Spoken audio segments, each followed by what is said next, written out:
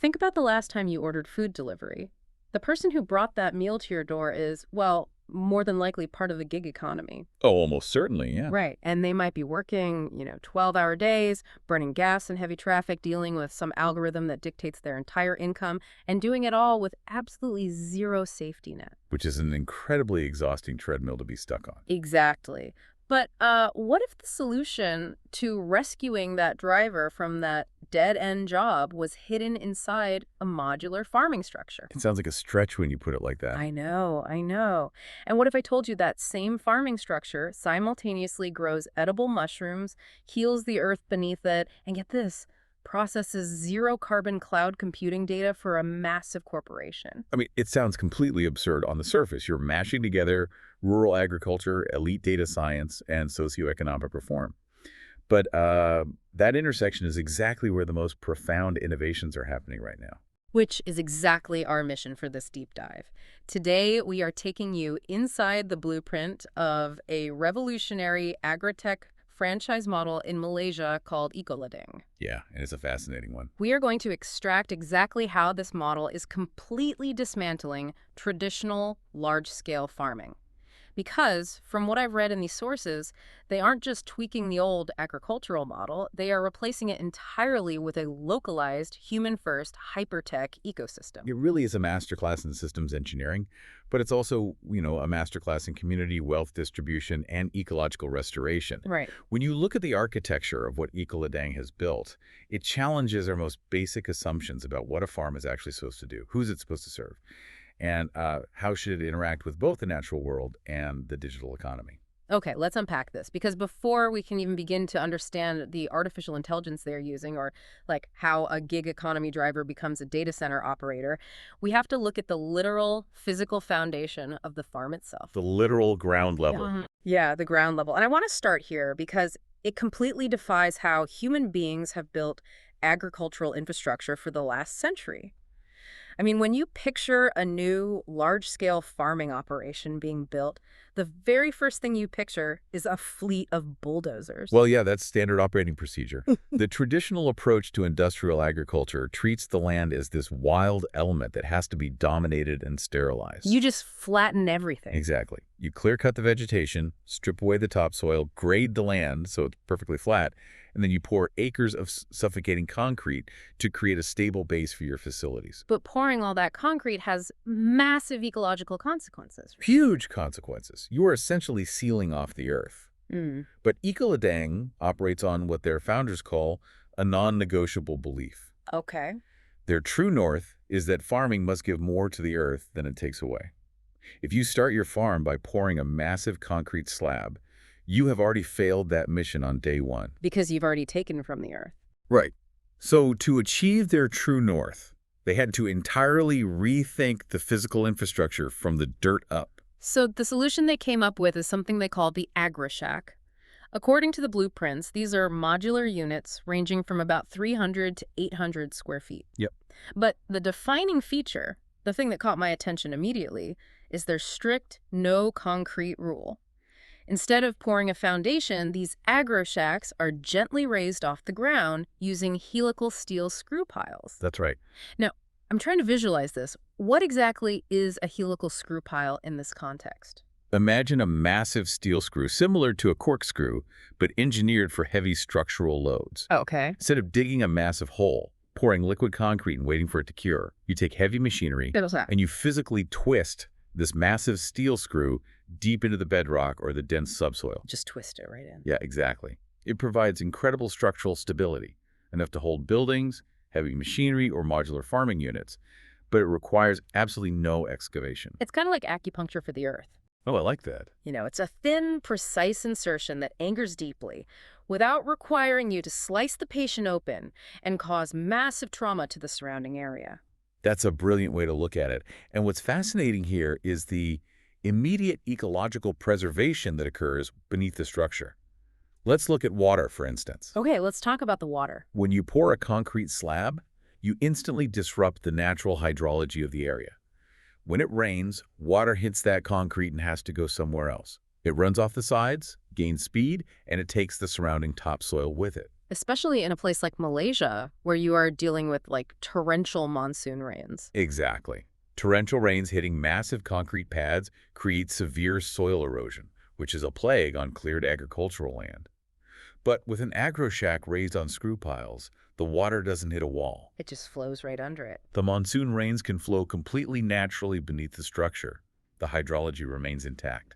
Okay, I get the water aspect, and I understand that you aren't tearing up the ground, but I have to push back a little here because I want to know the practical application for the farmer. Sure.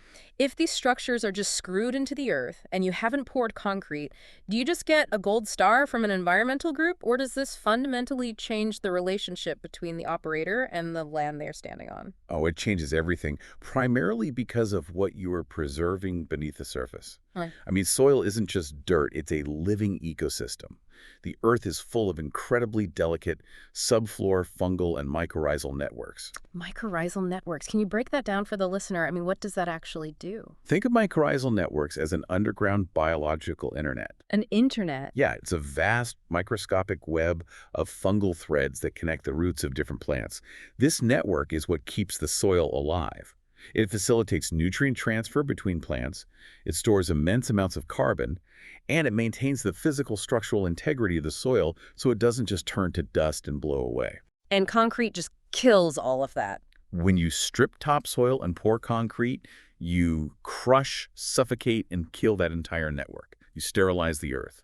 The screw piles, however, leave that microscopic internet virtually undisturbed. Which introduces this concept they highlight in the materials called true mobility. Yes, exactly. Because the foundation is just a series of giant screws. This entire operation, which they describe as a farm in a box, can literally be unscrewed. You can pack the whole modular unit up, relocate it to another state, and leave the land completely pristine.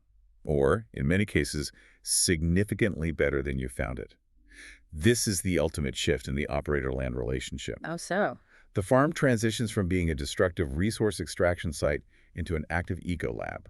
Let's say you lease a piece of land that has been heavily degraded by decades of bad farming practices. Right. The soil is dead. The soil is stripped, it's dry, the microbiology is dead. Yeah. If you place one of these raised AgroShacks on that degraded land, the physical structure acts like a protective canopy. Oh, I see. It shades the ground, allows the natural hydrology to reset, and provides a safe space for those fungal networks to slowly regenerate. Over time, the land beneath and around the shack actively restores itself into a thriving, biodiverse environment. You're using high-tech infrastructure as a protective bandage to let the earth heal itself. That completely flips the script on what a building does to an environment. But if the outside of the building is acting as a protective bandage, we need to talk about what is happening on the inside. Right, the operations. Because the structure itself is just the shell for what they call a 100% zero-waste circular loop. And I want to spend some time here because when companies throw around terms like zero waste, it usually involves a lot of hidden loopholes or off-site dumping. But Ecoladang seems to take it literally. They do. I mean, in a truly circular system, the concept of waste is a failure of imagination. A failure of imagination. I like that. To build a 100% closed loop, the output or the liability of one specific process must perfectly become the premium input or the fuel for the next process down the line. Nothing is discarded because everything has a downstream biological or thermal value. So let's break down exactly how they do this. The sources divide this loop into two main categories: the thermal axis and the biological symphony. Let's start with the thermal axis, because this addresses a massive problem in Malaysian agriculture, which is biomass waste, specifically palm oil residue. It's an astronomical problem. Yeah. Traditional farming in regions that process palm oil generates mountains of agricultural residue. We're talking about millions of tons of discarded palm fronds, empty fruit bunches, and rubberwood sawdust. What do they usually do with all that? Historically, because there is so much of it and it's expensive to transport, a lot of this biomass is just burned in the open air. This creates terrible seasonal haze and severe air pollution across Southeast Asia. Yeah, that haze is infamous. But Ecoladang's approach to this is entirely different. Their motto for this is, we don't burn it, we bake it. That's an excellent way to summarize a complex chemical process called thermochemical pyrolysis. Walk us through what pyrolysis actually is, because that sounds intimidating. How do you bake a palm frond instead of burning it? Well, when you burn something in a traditional fire, you are introducing oxygen. The oxygen fuels combustion, which produces flames, smoke, and releases all the stored carbon directly into the atmosphere as CO2. Right. Pyrolysis completely removes the oxygen from the equation. They take all that agricultural biomass, the fronds, the sawdust, and they place it into sealed, oxygen-depleted chambers.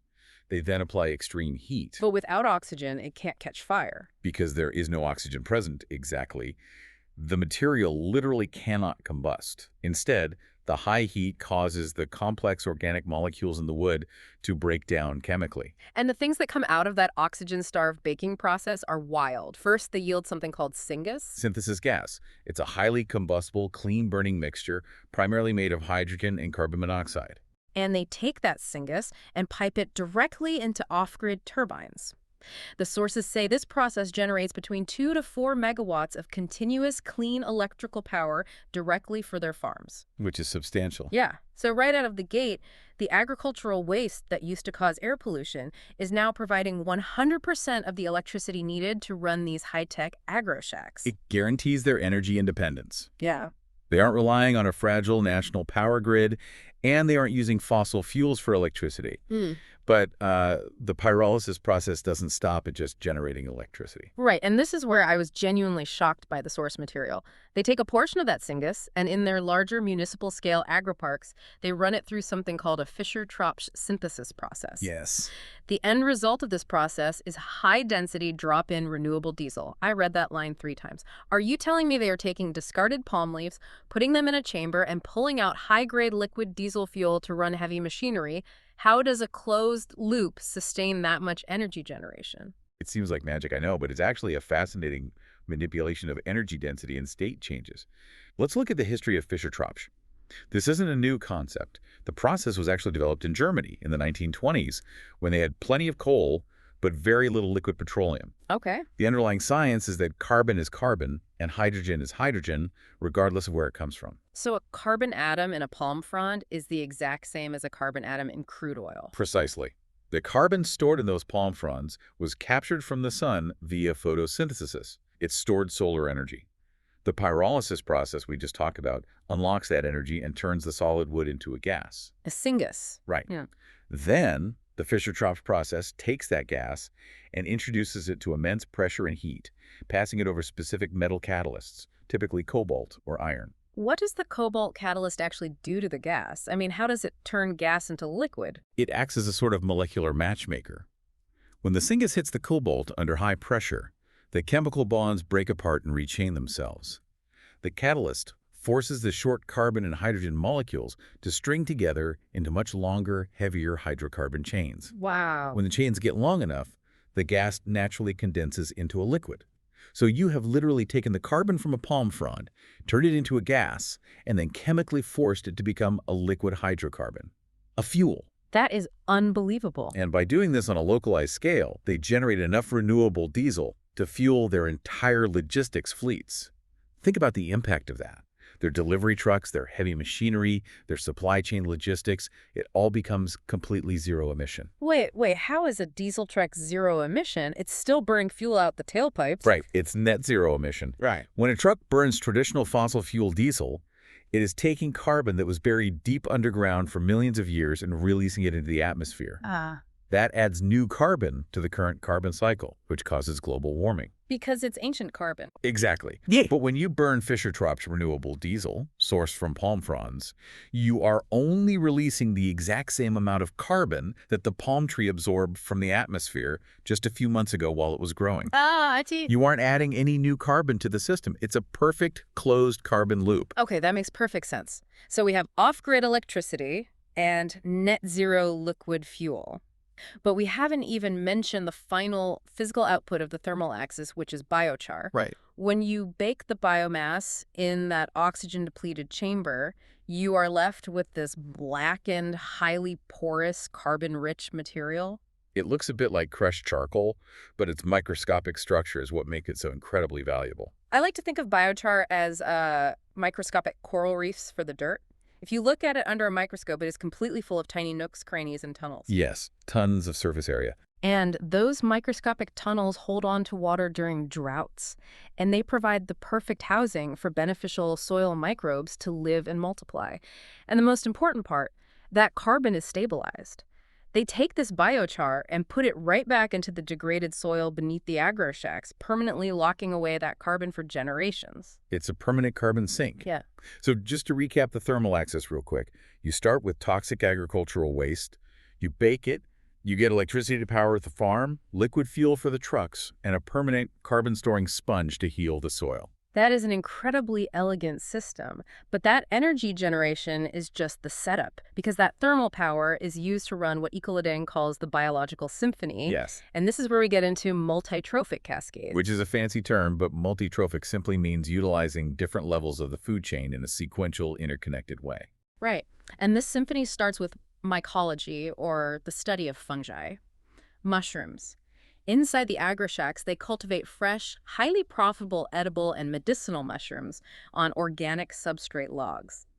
But the mushrooms aren't just there to be sold at a premium at the market. They actually serve a mechanical purpose in the farm's waste loop. This is where biology becomes a tool. Wood and tough agricultural fibers are notoriously difficult to compost or break down quickly. That's because of a complex organic polymer called lignin. Lignin. Lignin is essentially nature's armor. It's what makes wood stiff and rigid. Most bacteria and insects simply cannot digest lignin, But mushrooms can. specifically white rot mushroom mycelium. As the mushrooms grow on these agricultural waste logs, they naturally secrete powerful enzymes.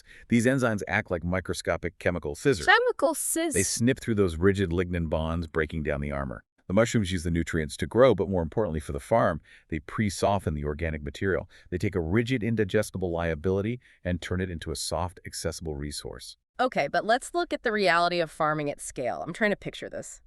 The mushrooms break down the lignin armor. You harvest the mushrooms to sell, but now you're left with a massive pile of mushy, spent organic logs. A very big pile, yes. If you just leave thousands of pounds of wet, soft organic matter sitting around in the Malaysian heat, it's going to rot, it's going to attract pests, and it's going to release a ton of methane gas, right? Which is exactly why you need a secondary biological agent to consume it instantly. You need something that can eat it fast. Is that where the bugs come in? That is exactly where the entomology phase begins.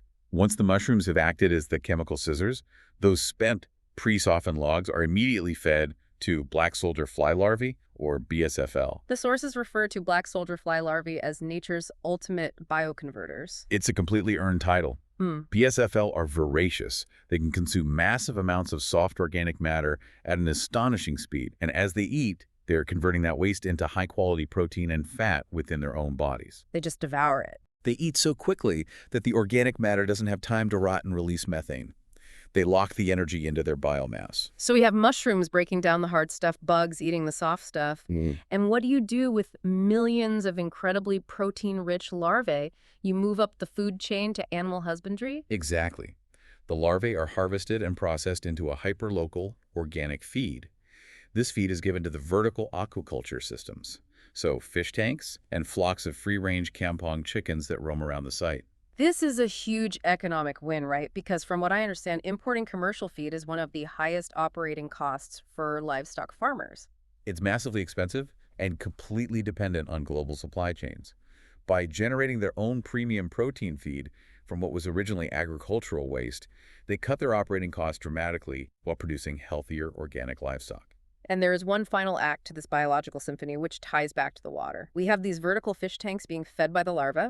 The fish produce waste in the water. Instead of dumping that nutrient-heavy water, they move to hydroponics. They cycle the water from the fish tanks directly into specialized irrigation systems for their high-value vegetable and herb crops. So the plants act as a filter. They absorb the nitrogen and nutrients from the fish waste to grow, which naturally cleans the water. And then that freshly filtered clean water is pumped right back into the fish tanks. It's a closed aquaponic loop. And because the water is constantly recirculating rather than draining into the ground or evaporating in an open field, this single process reduces water consumption by up to 90% compared to traditional soil-based farming. 90%. Okay, so let's zoom out for a second. The waste wood feeds the mushrooms. The mushroom waste feeds the fly larvae. The larvae feed the fish and the chickens. The fish waste feeds the vegetables. And the vegetables clean the water for the fish. It's beautiful, isn't it? It is a flawless, interconnected loop. But reading about it on paper is one thing. Keeping it alive in the real world is another. Oh, absolutely. That is the crux of the entire operation. Building a multi-trophic loop, this sophisticated, requires a profound level of technical, biological, and environmental management. If the temperature in the mushroom shack drops, the enzymes don't break down the lignin. And it cascades from there. Right. If the lignin isn't broken down, the larvae starve. If the larvae starve, the fish die. The precision required is immense. Which brings us to the human element. Who is actually running this incredibly complex zero-waste loop? You would think, given the level of systems engineering required, that Ecoladang is importing top-tier foreign tech talent or hiring graduates from elite agricultural universities to manage these sites. But they aren't doing that at all. No. They are sourcing their workforce from a deeply unexpected place. And in doing so, they're attempting to solve one of the most pressing socioeconomic crises in Malaysia today. We have to look at the reality of human capital flight. Explain human capital flight for a listener who might not be familiar with the economic landscape in Southeast Asia right now. Sure. You have thousands of brilliant, capable young people growing up in rural sub-district areas across Malaysia. Many of these families fall into what is categorized as the B40 group, which represents the bottom 40% of income earners in the country. Okay. Now, if you are a young person in one of these rural districts, you look around and realize there are virtually no high-tech, upwardly mobile career opportunities in your hometown. Traditional farming doesn't pay, and there are no tech hubs. So what do? You leave. You leave. You migrate in droves to major cities like Kuala Lumpur in search of economic opportunity. But the reality waiting for them in the city is pretty bleak, isn't it? The sources paint a very stark picture of what happens to these rural youth when they arrive. They get completely trapped on the gig economy treadmill. Right. And let's be specific about what that treadmill looks like. We're talking about young people spending 12, sometimes 14 hours a day on a motorbike in heavily congested, polluted urban traffic. They are delivering fast food or driving for ride-hailing apps. They are earning incredibly low, unpredictable wages dictated by a black box algorithm. And crucially, they have no safety net. Because they are classified as independent contractors, they aren't building any savings, they aren't receiving healthcare benefits, and they aren't contributing to the EPF. The Employees Provident Fund, right? Which is essentially the mandatory retirement savings plan in Malaysia. Yes. If you aren't contributing to the EPF in your 20s and 30s, you are setting yourself up for severe poverty in your old age. The gig economy strips these young workers of long-term security. There's absolutely no path for personal or professional growth. You don't get promoted from food delivery driver to CEO. You just survive day to day, slowly burning yourself out. It's an exhausting, soul-crushing cycle. It is a profound loss of human potential. You have an entire generation of capable, adaptable minds being reduced to passive, low-wage gears in a localized gig machine. Ecoladang looked at this landscape and decided that their core mission, even beyond the agricultural innovations, had to be reclaiming that human dignity. So it's not just about farming for them. No, they are explicitly designed as a non-profit-driven platform. They do not measure their systemic success by how much centralized corporate profit they generate. They measure success by community wealth distribution and ecological restoration. So how do they actually intervene in this human capital flight? If the youth are leaving the countryside because there are no tech jobs, how does Ecoladang bring them back? They turn every single Ecoladang site into a bustling TVET academy. TVT stands for Technical and Vocational Education and Training. They are physically bringing prestigious, high-paying green economy careers right back to the rural sub-districts. They recruit these gig economy workers, bring them back to their home districts, and enroll them in certified, hands-on apprenticeship programs. And the skills they are teaching are incredible. We are not just talking about teaching them how to plant seeds in the dirt or how to drive a tractor. Far from it. They are training these rural youth in some of the most elite technical disciplines of the modern economy. Let's look at the curriculum. First, they are trained in controlled environment agriculture, or CEA. What does that actually entail on a day-to-day basis? CEA is highly advanced. They are learning microclimate automation, how to use sensors to balance humidity, airflow, and temperature to the exact decimal point. They are studying plant pathology to identify diseases before they spread. They are managing precision organic nutrition, ensuring the hydroponic water has the exact parts per million of nitrogen or potassium needed for that specific day of a plant's growth cycle. Okay, so that's the biological side. But they also train them in mechanical and systems engineering. Because remember, the thermal axis. These apprentices are learning how to operate off-grid thermochemical power systems. They are learning the maintenance protocols for pyrolysis chambers. They are managing the logistics of the clean energy fleet. And finally, and this is the one that really caught me off guard, they are trained in data center operations. They are managing virtualization, maintaining redundant network hardware, and handling edge computing cybersecurity. The shift in identity here is monumental. You are taking someone who felt completely left behind by the digital economy, someone who was forced to be a passive, exhausted consumer of technology just to survive. Right. And you are elevating them to the status of a prestigious agrotech systems engineer. You are anchoring them firmly in their home communities, reversing that urban migration, and giving them profound professional pride. I love the ambition. I really do. But I really have to pause and push back on this. Because the leap we are talking about is massive. I mean, imagine someone calling IT because their secure server is down, and the tech support guy says, give me a minute, the free-range chickens got into the server room cooling vent. That is quite an image. It's a completely wild mashup of two totally different worlds. Are we really expecting someone whose only professional experience is navigating traffic on a scooter to seamlessly transition into managing edge computing, cybersecurity, chemochemical pyrolysis, and plant pathology? That learning curve seems impossibly steep. It is an incredibly steep curve. You are entirely right to be skeptical. And quite frankly, if you just handed a former delivery driver a massive textbook on plant pathology and cybersecurity and said, good luck, it would fail instantly. Right, they'd just quit. The operational structure and the training methodologies have to be revolutionary to make this work. But more importantly, the psychological motivation has to be there. What do you mean by psychological motivation? You cannot expect someone to care deeply about a complex, high-stakes system if they are just an hourly employee who can be fired on a whim. Right. To get someone to master a steep learning curve, you have to give them true skin in the game. You have to give them ownership. Which brings us to how Ecoladang actually practices what they preach on a financial level. Because training these youth is a beautiful social initiative, but how do you prevent this from becoming just another exploitative corporate setup? Yes. You know exactly the kind, I mean, where the rural workers get trained, they do all the hard physical labor in the hot sun, they keep the servers running, but at the end of the day, all the actual wealth generated just flows right back to a shiny corporate office in the city. That is the exact model Ecoladang is trying to destroy. If you look at traditional corporate agriculture, it is fundamentally extractive. It extracts wealth from rural communities and delivers it to offshore shareholders, or to an isolated executive tier sitting comfortably in a high-rise in Kuala Lumpur. Right, the workers get pennies. The local workers carry the physical burden, they carry the operational risk of a bad harvest, but they see a tiny fraction of the wealth generated. Ecoladang's answer to this is a structural model they call radical employee ownership. So what does this all mean for the person actually turning the wrenches on the farm? It means that every single member of the Ecoladang staff gets a structured, guaranteed contractual path to own the farm they are working on. Wait, everyone, like everyone on site? Everyone. Whether you are a lead systems engineer, an office administrator, a site foreman, or a field technician clearing the mushroom logs. If you put in the time and master the TVET training, you become what they call a managed operational partner, or an O. You aren't just an employee anymore.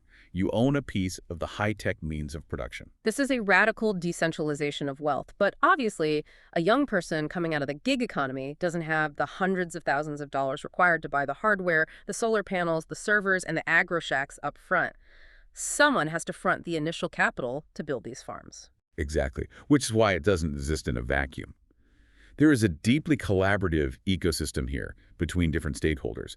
This is where the franchise and co-op owners come into play. The sources outline a few different types of owners. It could be remote investors, it could be a local family looking to build a generational nest egg, or it could be local Bumiputra village cooperatives leasing SADC land. Let's clarify those terms for the global listener.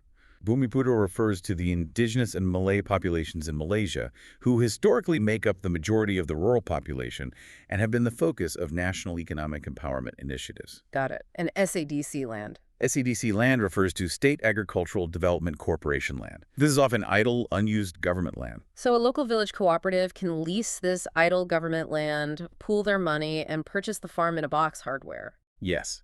But here's the brilliant part for the investors. Because the system is so highly automated and strictly standardized, the investors don't need to know anything about farming or servers. They just provide the capital. They then partner directly with the MOPs, the local youth who have been trained at the TVET Academy. So it's a symbiotic partnership. The investors provide the cash for the hardware, the local youth provide the newly acquired elite skills and the daily labor to keep the biological loop running, and both sides share directly in the generated wealth. It aligns everyone's incentives towards success and community enrichment. But I look at this and I still see a massive risk for the workers. It is one thing to say, we want to share the wealth and make you an owner, but by tying their own team's financial future directly to the hardware, essentially telling these young workers your future wealth is entirely dependent on this incredibly complex system never breaking down, aren't they putting a massive burden on their staff? That's a valid concern. What if the software is glitchy? What if the hydroponic pumps are poorly designed and constantly fail? The workers are the ones who suffer, right? That is exactly the point. And it is the systemic genius of the model. It is the ultimate uncompromising quality assurance mechanism. How so? Think about it from the perspective of the engineers and developers at Ecoladang who are actually designing these AgroShacks and writing the software. Yeah. Because of the radical ownership model, they know that they're the ones who will eventually own and operate these exact systems in the field. Oh, wow. The philosophy is simple. We will never sell or deploy a system that we do not proudly own and operate ourselves. It's the old tech adage of eating your own dog food, but taken to the extreme. Precisely. If the software is buggy, or the hardware is needlessly complicated to maintain, the executives don't just brush it off. The very people who built it are the ones who will be losing sleep over it. Therefore, they build it to be indestructible, highly intuitive, and easily repairable. They're aligning the design incentives perfectly with the operational reality. That makes total sense. You aren't going to design a convoluted, impossible-to-fix irrigation pump if you know that you are going to be the one standing knee-deep in mud at 2 a.m. trying to repair it a year from now. Exactly. It forces a profound level of what they call technological empathy into the core design process from day one. Okay, that phrase, technological empathy, is the perfect pivot to our final segment, because we have to talk about how this massive operation actually runs day to day. We have the modular hardware protecting the soil, we have the zero-waste biological loop turning palm fronds into fuel and fish, we have the empowered gig economy youth, and the radical ownership structure. And whole ecosystem. Right. But earlier I asked how on earth all this complex technology is managed by everyday people. And perhaps the biggest unanswered question of all, how is this incredibly advanced setup actually funded? Enter the digital brain and the ultimate ESG sponsorship. This is where Ecoladang completely bridges the gap between agricultural ecology and elite digital infrastructure.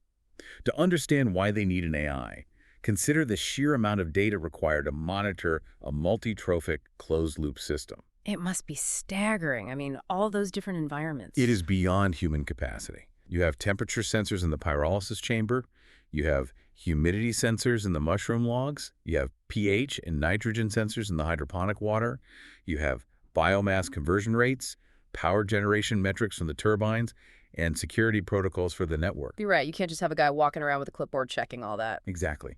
A human being, no matter how well trained at a TVET Academy, cannot track thousands of microfluctuations simultaneously and predict when a system is about to fall out of balance. Which is why they developed the SANE, the Sovereign Agro-Intelligence Node. The SANE is the digital brain of the operation.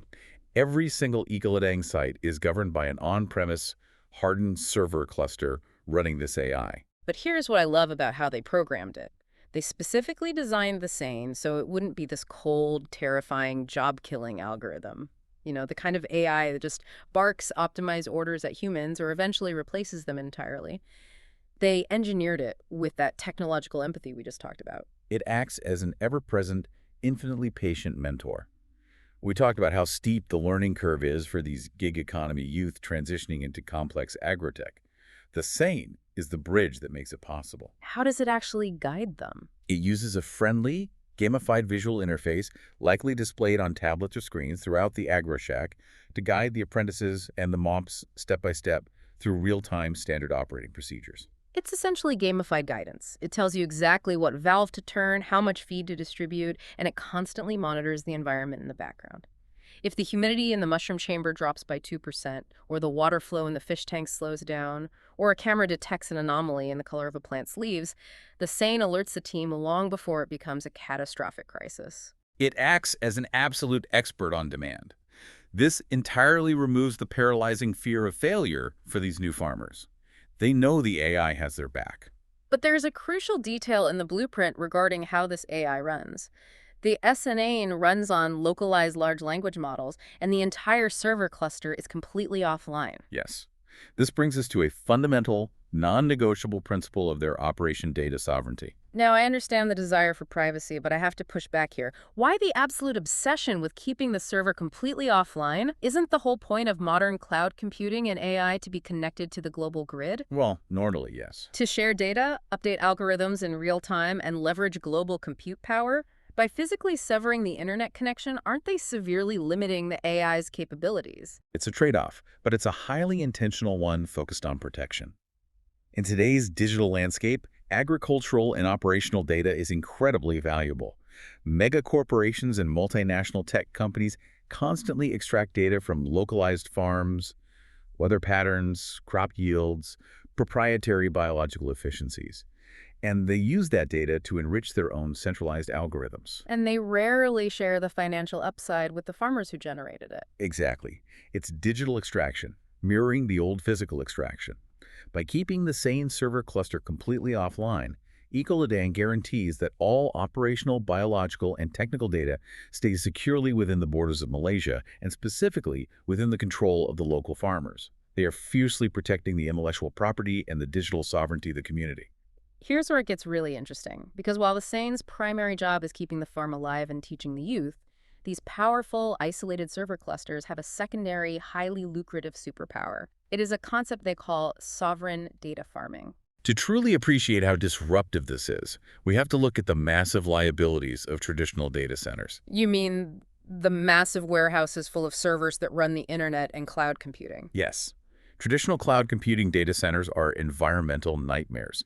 They consume astronomical amounts of grid electricity, often generated by burning coal or natural gas. And even worse, servers get incredibly hot. They need constant cooling. Exactly. To keep them from melting down, traditional data centers require millions of gallons of fresh, drinkable water every single day just to run their massive industrial cooling systems. So they are huge drains on the power grid and the water supply. But Ecoladang has all this renewable off-grid energy from their biomass thermochemical pyrolysis. Right. But Ecoladang also acknowledges reality. Their localized renewable systems, impressive as they are, aren't capable of running a massive hyperscale traditional data center. So they do something brilliant. They take a dedicated, physically isolated block of their on-site SAN compute cluster and they lease it out. They lease it as a private, off-grid, microcloud data center to a single corporate customer.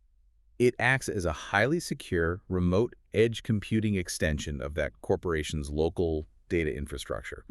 And the environmental benefits for that corporate client are absolutely unparalleled in the tech industry. Because it is a completely zero carbon footprint data center. Think about this. The servers are powered entirely by the on-site, zero-emission biomass energy we talked about earlier. And they completely eliminate the water-wasting cooling systems. Now, how do they cool the servers in the Malaysian heat without massive air conditioners? That sounds impossible. They use architectural ingenuity. They cool the servers naturally by utilizing the raised chassis of the AgroShack. Remember the screw piles allowing air to flow beneath? Oh, right. They combine that with traditional Malay architectural cladding. This specific design creates a natural convective stack effect airflow. The hot air generated by the servers naturally rises and vents out the top, which actively pulls cool, shaded air from beneath the raised structure up through the server racks, naturally ventilating the equipment without using a single drop of water or extra electricity. That is incredibly clever. But from a corporate standpoint, if I'm a bank or a major tech company, I care about the environment, sure, but I care about security more. The physical implementation of the security is fascinating. It's unmatched physical obfuscation. It is straight out of a spy novel.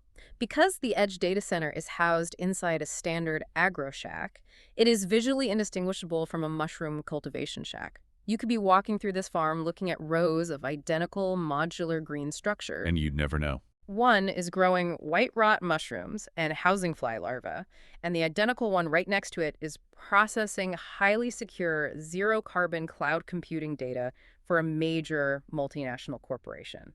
Unless you open the door, you would never know the difference. But physical disguise isn't enough. This raises an important question regarding digital security.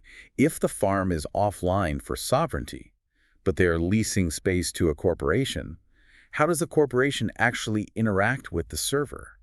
How is the data protected on the software side during the handoff? They use a strict zero-trust software model. The corporate customer's data is loaded on demand using highly specific API processes. They call it the MyDatasys API. Let's clarify what an API is in this specific context using a zero-trust model. Yeah, how does that actually work without exposing the whole system to a hack? Think of the zero-trust API like a highly secure, bulletproof one-way bank teller drawer. The corporate customer doesn't get to walk into the bank and look around the vault. They approach the drawer, they slide their encrypted data in. Okay, that makes sense. The farm's isolated server cluster takes the data, processes the complex computations, slides the finished result back through the drawer to the client, and then immediately burns all the receipts. The data is processed and instantly wiped from the local drives. They rinse and repeat, and the entire time, from the moment it enters the drawer to the moment it leaves, the data is continuously encrypted.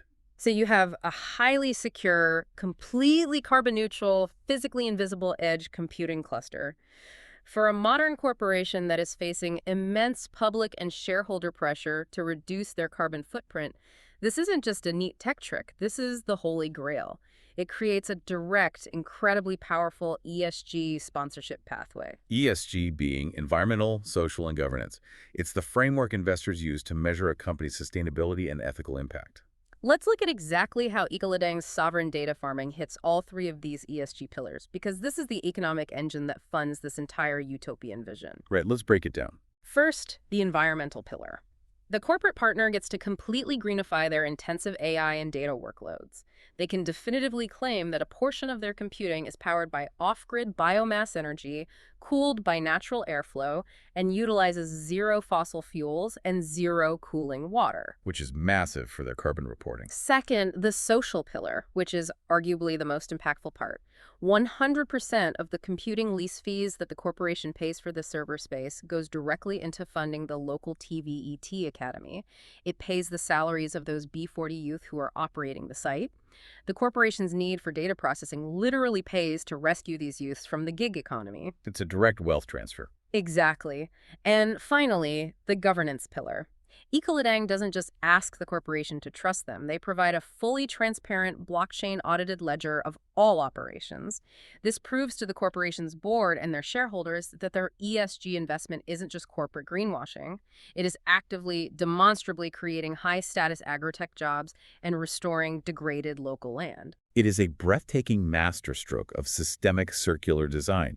You have massive corporations desperate for true ESG investments and clean compute power. You have brilliant rural youth desperate for meaningful, high-paying careers away from the gig economy. You have degraded land desperate for ecological restoration. And you have toxic agricultural waste desperate for safe disposal. They all need each other. Exactly. Ecoladang hasn't just solved one of these problems. They have built a singular integrated franchise model that solves all of these problems simultaneously, using the solution to one crisis as the literal fuel to solve the next. The waste powers the data center. The data center funds the academy. The academy trains the youth. The youth run the biological farm, and the farm heals the land. It forces us to completely reevaluate what is possible in the modern world. We've been conditioned to view industrial technology and agriculture as forces that inherently dominate and extract from nature. Ecoladang proves that if you design the system with technological empathy and radical ownership, you can use elite technology to perfectly harmonize with nature and elevate human dignity at the same time. It really is incredible when you step back and look at the whole picture we just walked through. We started with helical steel screw piles, preserving microscopic fungal networks deep in the soil. We moved through a zero-waste biological symphony where mushrooms act as chemical scissors and fly larvae replace imported livestock feed. What a journey. We saw how a nonprofit-driven mission can transform exhausted gig workers into elite property-owning agrotech engineers, and we learned that all of it is guided by an empathetic AI mentor and funded by sovereign zero-carbon data centers brilliantly disguised as mushroom shacks. Which leaves us with a final thread to pull, something for you, the listener, to consider long after this deep dive ends. We have just seen how a simple farm can be completely transformed into a high-tech, zero-waste data center that heals the earth and empowers its workers through radical ownership. So look around at the traditional industries in your own life. What other aging, resource-heavy sectors, whether it's manufacturing, urban logistics, or even housing, are just waiting to be completely reimagined from the ground up? What could we achieve if we started combining ecological restoration, edge computing, and human-first ownership in those spaces? It makes you wonder what else is possible. So the next time you walk past a quiet, unassuming patch of dirt, or perhaps the next time you order a food delivery, maybe don't just see things exactly as they are. Think about what they could be. Think about the hydrology flowing beneath the soil, the carbon locked inside it, and the immense potential for everyday people and unassuming structures to process the digital future while actively healing the past. Thank you so much for joining us on this deep dive. We'll see you next time.